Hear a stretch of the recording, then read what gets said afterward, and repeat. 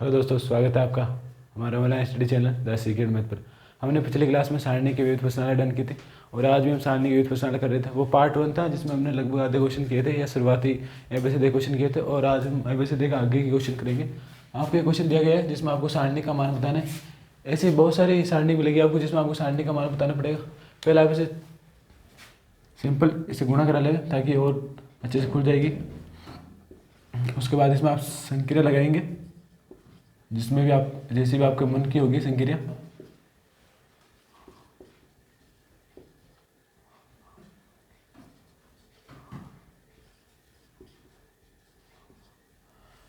तो दोस्तों हमने इसे गुणा करा लिया। गुणा कराने के पश्चात हम ऐसा करते हैं कि C2 या C3 को चेंज कर लेते हैं, C3 + C2। इससे क्या होगा, हमारे AB BC ऐसे बन जाएगा। इसी प्रकार AB BC ऐसे बन जाएगा और AB BC ऐसे बन जाएगा। तीनों के पश्चात हम इसे कॉमन ले लेंगे और एक कॉमन लेने के पश्चात C3 व C1 समान होंगे। जिससे अगर हमको पता है कि दो स्तंभ में पंक्ति समान हो तो उसका सारणी की वैल्यू 0 होती है। तो यहाँ पर ये हमने संख्या लगाई, तो 1 1 1 BC CA AB, इसे हमने गुणा कराया हो गया AB BC + AC। इसी प्रकार AB BC AC AB BC और AC। तो हमने ये गुणा कराने के पश्चात हम ऐसा करते हैं कि कॉमन ले लेते हैं। तो कॉमन लेने के पश्चात हमारा जो आंसर होगा वो होगा AB BC + AC। उसका जो फाइनल सारणी निकलेगी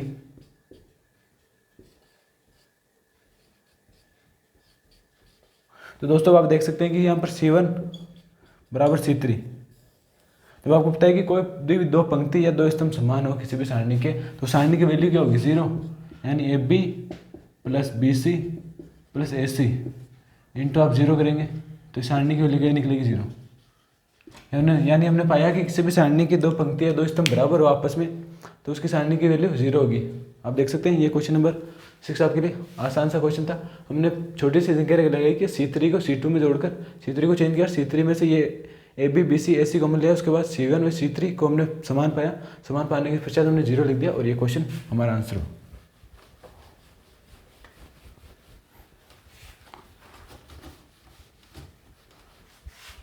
अब चलते हैं और आगे। आपको क्वेश्चन नंबर 9 दिया गया है। इसके अंदर कुछ 4 ऑप्शन दिए गए हैं क्योंकि ABCD है तो इसमें सत्य ऑप्शन आपको बता देते हैं।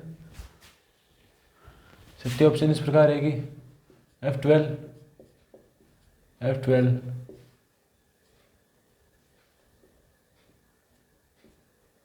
A12 F12 और A13 और F13 is equal to delta बताया गया है और ये आपके लिए सत्य होगा।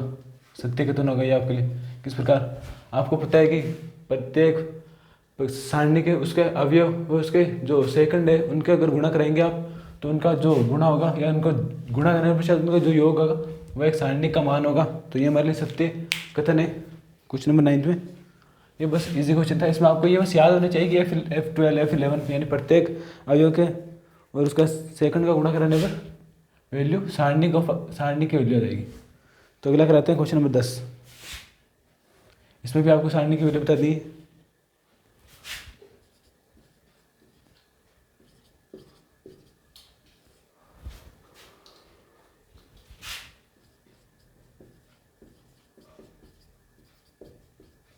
आपको सारणी दी गई, इसमें आपको सारणी का मान निकालना है।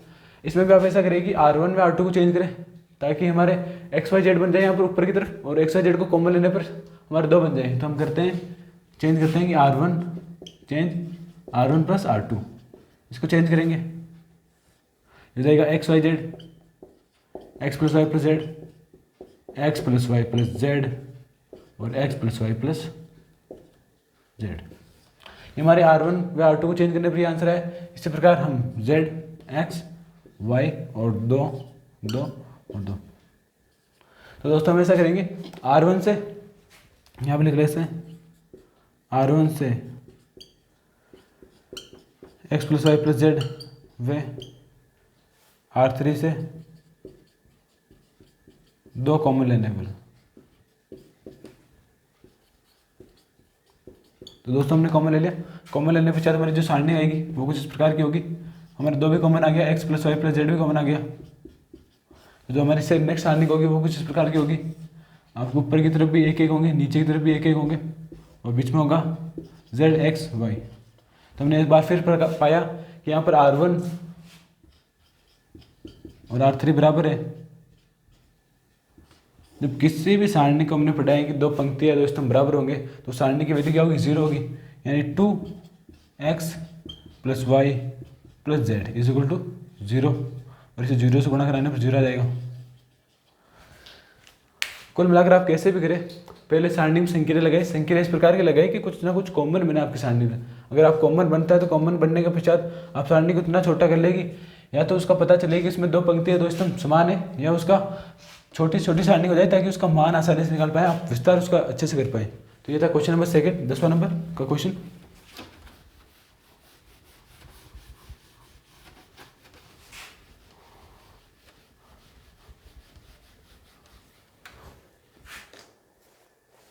अगला क्वेश्चन, इसमें आपको x की वैल्यू बतानी है। 11वां क्वेश्चन है ये।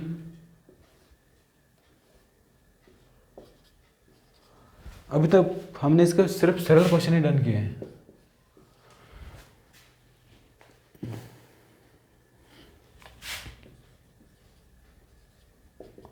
आपको यहाँ पर वैल्यू बतानी है।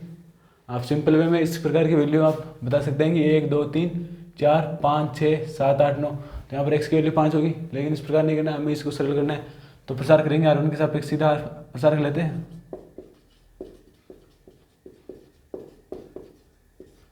R1 के सापेक्ष प्रसार किया हमने R1 का, यानी 1 9x माइनस 48 माइनस 2, ये और ये, यानी 9 चौक 36 माइनस 42। इसी प्रकार प्लस 3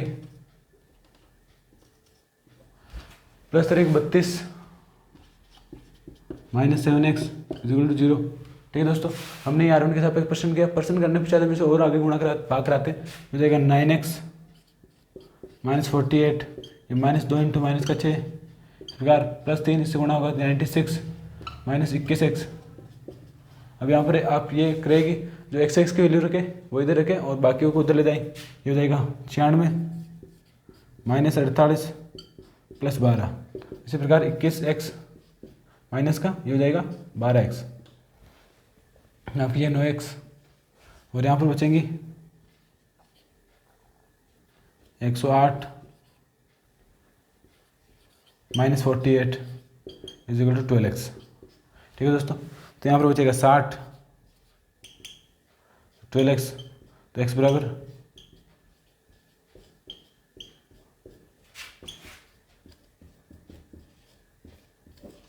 तो x की वैल्यू वही 5 आई। लेकिन अगर मान लीजिए इस प्रकार का क्वेश्चन आपको परीक्षा में मिलता है, 1 नंबर का क्वेश्चन मिलेगा आपको, ये 1 मार्क क्वेश्चन मान सकते हैं आप, ये 1 मार्क क्वेश्चन है। अगर मान लीजिए आपको इस प्रकार का क्वेश्चन मिलता है और आपको x की वैल्यू बतानी है, हमें क्वेश्चन को दिया गया है कि क्वेश्चन में x की वैल्यू बतानी है, तो आप इस प्रकार से नहीं कि अगर आपको x की वैल्यू 5 याद है तो आप सीधे यहाँ पर हल में लिख दें कि आंसर क्या होगा, x की वैल्यू 5। ऐसा करने से आपको 0 नंबर मिलेंगे, क्योंकि यहाँ पर फिजिक्स नहीं है कि आप सिर्फ एक शब्द में आंसर दें, इसको आपको पूरा ड्राइव करना है, तब आपका आंसर निकलेगा वो x बराबर 5 था, और तभी आपको 1 नंबर मिलेगा। तो हमने R1 के सापेक्ष प्रचार करके इसको सिंप्लीफिकेशन किया, सिंप्लीफिकेशन करने पर x का मान 5 आया। अगर आपको मान लीजिए याद भी इस प्रकार का कोई उत्तर तो आप सीधा ना लिखें, एग्जाम में गलत कर सकता है आपके आंसर को, क्योंकि गणित में आपको कैलकुलेट के नंबर मिलते हैं, ना कि 1 लाइनर और 2 लाइनर के। ये अगला क्वेश्चन जिसमें आपको डेल यानी सारणी की वैल्यू बतानी है, किस प्रकार करनी है। इसमें आप कोई संख्या ना लगाए, सीधे ही अपनी स्पीड के बदौलत इसे करें R1 के सापेक्ष परसेंट।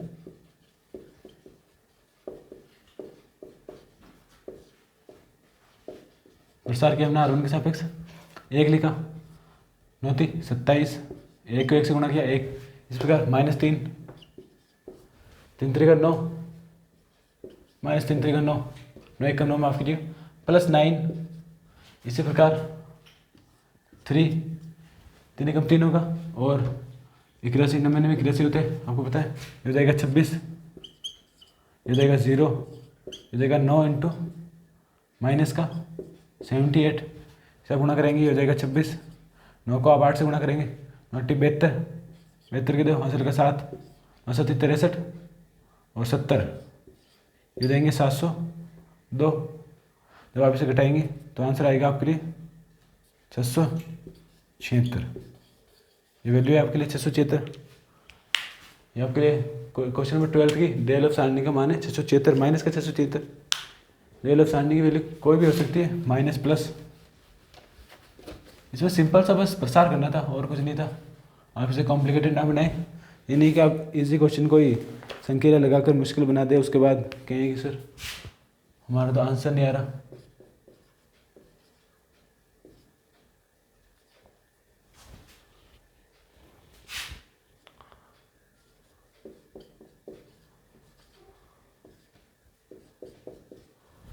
अब इसमें करना आपको संकेले लगानी है इस प्रकार और सिद्ध करना है शायद, देखते हैं। माफ कीजिएगा, इसका नाम मान याद करना है। तो मान से आप संकेले लगाएं। आप इसको इसमें से घटा देंगे, यानी R1 माइनस R2। इसी प्रकार R2 माइनस R3। हमने ये दो संकेले लिख दी कि हम R1 में से R2 को घटाएंगे, उसके बाद हमारे नया R1 होगा। और नया R2 क्या होगा जब हम R2 में से R3 को घटा लेंगे। चलिए शुरू करते हैं।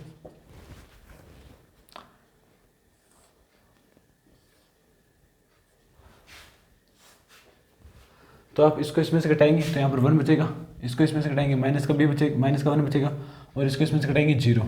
ठीक है दोस्तों, 1 माइनस 1 0।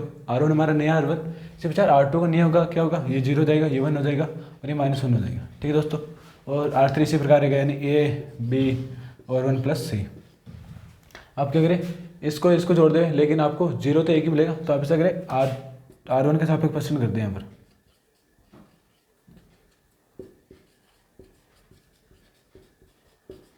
R1 के सापेक्ष प्रसार करें। हमने प्रसार किया किस प्रकार, सबसे पहले हमने 1 लिया, 1 के सापेक्ष 1 + C, और ये माइनस गुणा होकर प्लस हो जाएगा, यानी +B। यहाँ पर माइनस का नेगेटिव चिन्ह होता है, -1 है तो पॉजिटिव हो जाएगा, +1। +1 होने पश्चात हम देखेंगे ना तो इसे लेंगे और ना इसे लेंगे। तो यहाँ पर A 1 से गुणा होकर -1 से गुणा होकर +1 हो जाएगा, और यहाँ पर ये 1 + C जब 0 से गुणा होगा तो 0 होगा। तो हमारे लिए आ जाएगा यहाँ पर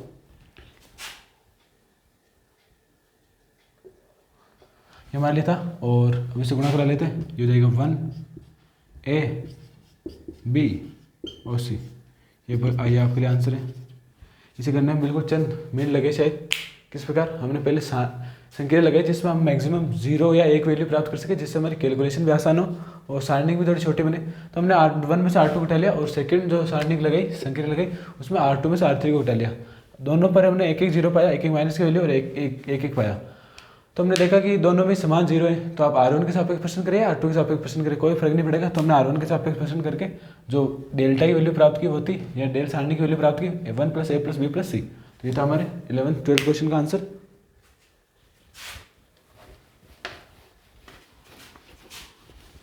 ये सभी बहुत ही छोटे छोटे क्वेश्चन हैं, जिसे आप बिल्कुल मिनटों में कर सकते हैं। एक और बड़ा क्वेश्चन, ये थोड़ा बड़ा क्वेश्चन जिसमें संकेत लगाने में आपको सोचना पड़ सकता है।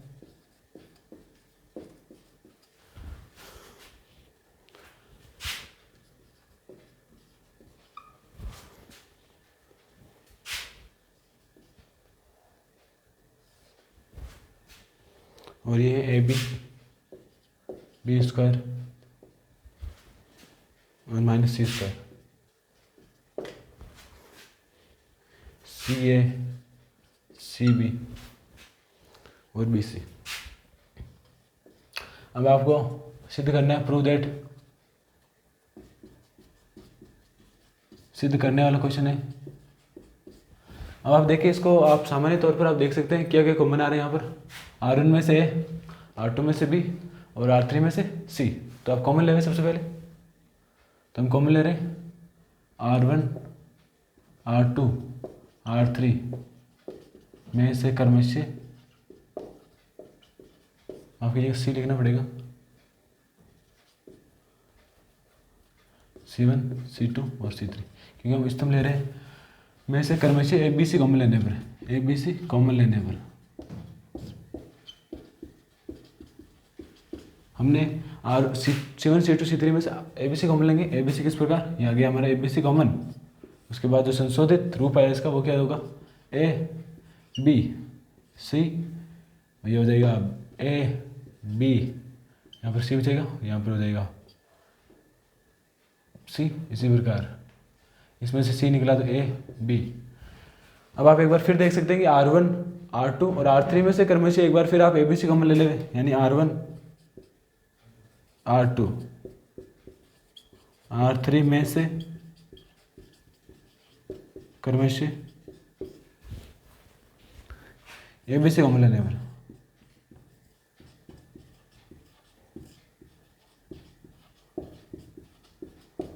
ABC कॉमन लेने पर ये आपके लिए सेकंड दो संक्रिया बनी हमारे लिए। हमने पहले C1 C2 C3 में से ABC कॉमन लिया, इसी प्रकार हमने R1 R2 R3 में से ABC कॉमन लिया, तो कॉमन लेने पर चाहती हो जाएगी स्क्वायर। लगभग हमारा आंसर आ चुका है, यानी 4A square B square C square, काफ़ी करीब हम आंसर के। ये जाएगा -1 1 1 1 -1 1 और ये जाएगा 1 -1, आपकी जगह यहाँ पर माइनस नहीं है, और ये जाएगा -1। इसमें भी आप संक्रिया लगा सकते हैं या सीधे ही इसका प्रसार कर सकते हैं। तो हम करते हैं कि C1 में से R1 change R1 plus R2, ठीक है दोस्तों, क्योंकि माइनस माइनस जुड़ के प्लस हो जाएंगे और माइनस माइनस जुड़ के जीरो जाएंगे यहाँ पर, तो यहाँ पर लिख लेते हैं हम। तो ये हो जाएगा A square B square C square, इसका संशोधित रूप होगा 0 0 1, क्योंकि यहाँ पर माइनस प्लस जुड़ेंगे दोनों जीरो होंगे और यहाँ पर 2 आ जाएगा, ठीक है दोस्तों। और बाकी आप सारणी को इसी प्रकार लिख सकते हैं, यानी 1 -1 1 1 1 और -1। अब इसे आप C2 के सापेक्ष प्रसार कर दें, यस माफ कीजिएगा C3 के सापेक्ष, R3 माफ कीजिएगा R3 के सापेक्ष,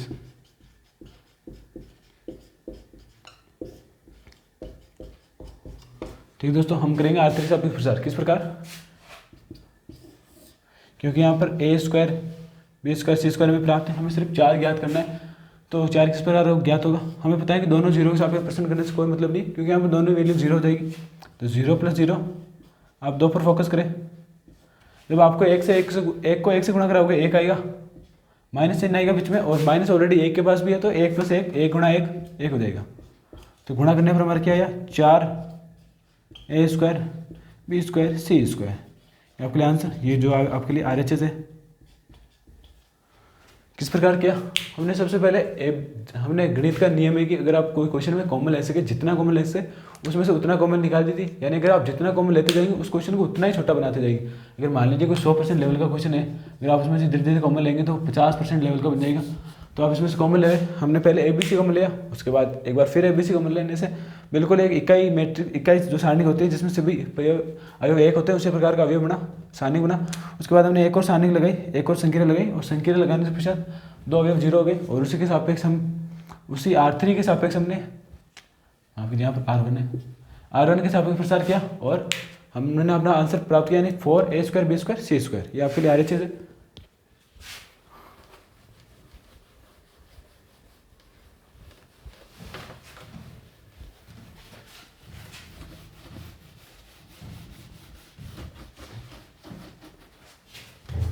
अगला क्वेश्चन,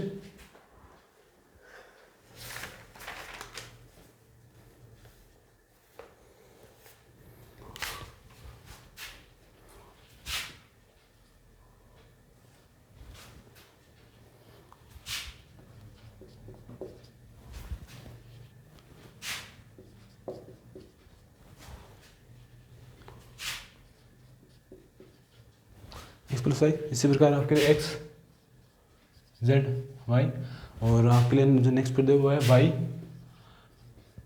x z, और इसका आगे आपको सिद्ध करना है कि x + y + z = x - z का होल स्क्वायर, शायद यही सिद्ध करना आपको। जी हाँ दोस्तों, तो आप ध्यान दें, आपके पास पहले ही सिद्ध करने वाला क्वेश्चन दिया गया। इस प्रकार के क्वेश्चन में आपको पता होता है कि क्या क्रिएट करना है, हमें किस प्रकार बनाना है, संक्रिया इस प्रकार लगानी है कि हमें x + y + z मिले। तो हम किस प्रकार लगाएंगे, आपको पता है, अगर आप सीधी इन संक्रिया को जोड़ दे, सीधी ऊपर की तरफ जोड़ दे, तो क्या बनेगा, यानी R1 R2 + R3, आप इन्हें जोड़ देंगे ऊपर की तरफ, तो ये किस प्रकार होगी, नया जो संशोधित रूप होगा इसका वो हो जाएगा यहाँ पर 2x 2y और 2z, तो 2x plus Y plus Z, इसी प्रकार 2x plus Y plus Z और 2x plus Y plus Z. ये आपके लिए एक्स वाई जेड तो हमारे बन चुके हैं। अब इसे कॉमन ले लेंगे और संक्रिया लगाकर हम इसका आंसर प्राप्त कर लेंगे। तो नीचे जो नॉर्मल जिस प्रकार से संक्रिया या सारणिक थी उसे वापस लिख देते हैं। ठीक है दोस्तों, हम यहाँ पर हमसे एक्स वाई जेड कॉमन ले सकते हैं या 2x वाई जेड भी कॉमन ले सकते हैं, कोई दिक्कत नहीं होगी। यहाँ पर x plus Y plus z आ जाएगा, तो ये जाएगा 2 2 2, ये z प्लस एक्स, ये x प्लस वाई, ये z यहाँ पर y और x z। अब आप यहाँ पर से इस क्वेश्चन इसमें से ये घटा देंगे तो आपके दोनों ही तरफ x माइनस या y बनेगा, या ऊपर से नीचे कोई भी घटा सकते हैं ताकि आपके 0 की वैल्यू बने। तो हम घटा देते हैं।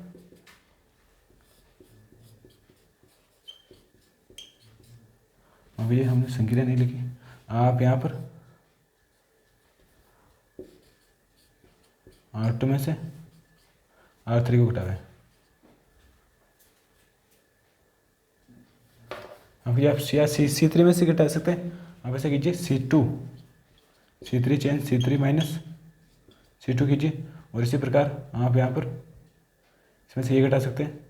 ये हो जाएगा C1 change C1 minus C2। ये हमने दो सारणिक घटाई। किस प्रकार? अब जो नया संशोधित रूप होगा वो इसका ये होगा x plus Y plus Z रहेगा, और जो नया संशोधित रूप होगा आप C3 में से C2 घटा ले रहे तो 2 2 0 जाएंगे, और हम C1 को भी घटा रहे हैं तो ये भी 0 जाएगा। यहाँ पर अब C1 में से C2 घटेगा तो Z से Z घट जाएगा, Y से Y हट जाएगा। तो यहाँ पर दोनों ही तरफ आपके x बचेंगे, ये हमारा x, ये हमारा x। तो इसी प्रकार जो नेक्स्ट होगी यहाँ पर आप इसमें से इसको घटा रहे हैं तो ये हो जाएगा x माइनस जेड, और ये हो जाएगा y माइनस, इसी प्रकार 2ZY। तो आपके लिए क्वेश्चन आंसर का है। अब आपको प्रसार करना है। किस प्रकार? आपके पास ये दो वैल्यू 0 हो चुकी है, तो आपको प्रसार करना है इसके सापेक्ष, यानी इसका प्रसार करेंगे आप तो ये हो जाएगा x plus Y plus Z, और 2 यानी 2 माइनस के ये हो जाएगा, ये आप इसे छोड़ देवे, इससे गुणा करा ले, ये हो जाएगा x minus X Z X Y और एक्स स्क्वायर और एक्स जेड, इसी प्रकार का बनेगा। ये आपके लिए, इसे आप और आगे बढ़ा सकते हैं। माफ़ कीजिए, यहाँ पर दोस्तों हमने मन मर्जी से या बिना फालतू में 2 लिख लिए थे। यहाँ पर 1 करना है हमें, आगे भी हमारा क्वेश्चन थोड़ा सा गलत गया था, तो दोनों जगह 1 करने के पश्चात हम ये सानी जो संख्या लगाएंगे कि C1 को इसी प्रकार रखेंगे और दोनों को जोड़कर इनमें से घटा देंगे। तो ये घटने पर नया जो सारणिक होगा वो हो जाएगा, कई बार थोड़ी सी गलती आ जाती सर से भी, तो 2 माइनस 2 हो जाएगा z plus X minus X minus Z, और ये हो जाएगा x plus Y minus Y और माइनस जेड, ये और ये इसी प्रकार रहेंगे x 1 1 जेड एक्स और ये y जेड। आप ये कट जाएगा, ये भी कट जाएगा, y से y कट जाएगा, तो नया रूप निकलेगा वो होगा ये होगा इसका। अब आप इसे लिख लें, ये 0 ये 0 ये 1 1 जेड एक्स, यहाँ पर x माइनस जेड वाई, और आपके पास 2 यहाँ पर ये प्राप्त है। इसके सापेक्ष प्रश्न करते हैं आप, यानी C1 के सापेक्ष प्रश्न।